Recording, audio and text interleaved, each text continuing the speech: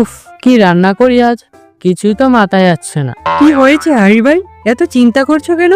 আরে বাবা, চিন্তা তো হবেই। রোজ রোজ কি একই রান্না আর ভালো লাগে? আজ ভাবছি একটু অন্যরকম কিছু করব। তাহলে কি করা যায় বলো তো?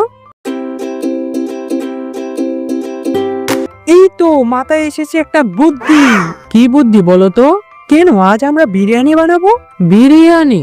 সে তো অনেক ঝামেলার রান্না, আমি কি পারবো? বড় বড় কথা তো ঠিকই বলতে পারো। আরে বাবা, পারবে না তো কে পারবে? তুমি হলে বিরিয়ানির রাজা।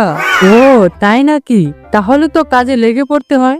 আচ্ছা হারি ভাই, বিরিয়ানিতে কি কি মশলা লাগবে বলো তো? মশলার লিস্টটা বেশ লম্বা। প্রথমে লাগবে এলাচ, দারচিনি, লবঙ্গ। হ্যাঁ বলো বলো। তারপর লাগবে আদা, রসুন, পেঁয়াজ। বাবা, এটা দেখছি পুরো মুদিখানার লিস্ট। আরে ভাই, মশলা ছাড়া কি আর বিরিয়ানি জমে?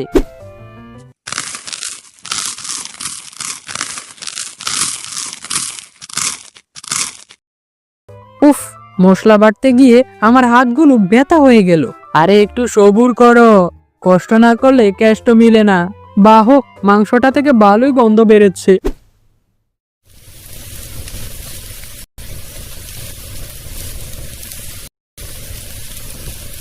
লাগবেই তো, এত যত্ন করে মেরিনেট করছি যে।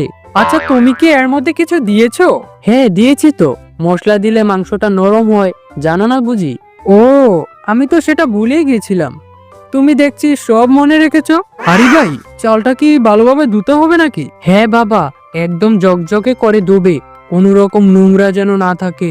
আচ্ছা, আমি ভালো করে ধুয়ে দিচ্ছি। একটু দেখে শুনে নাড়াচাড়া করো, নিচে লেগে গেলে কিন্তু বিরিয়ানি পুরো বরবাদ হয়ে যাবে। চিন্তা নেই হারি ভাই, আমি থাকতে কিছুই হবে না। উফ, আর কতক্ষণ লাগবে? পেটে তো ছু ছু দৌড়াচ্ছে। একটু সবুর করো, বিরিয়ানি প্রায় হয়ে এসেছে।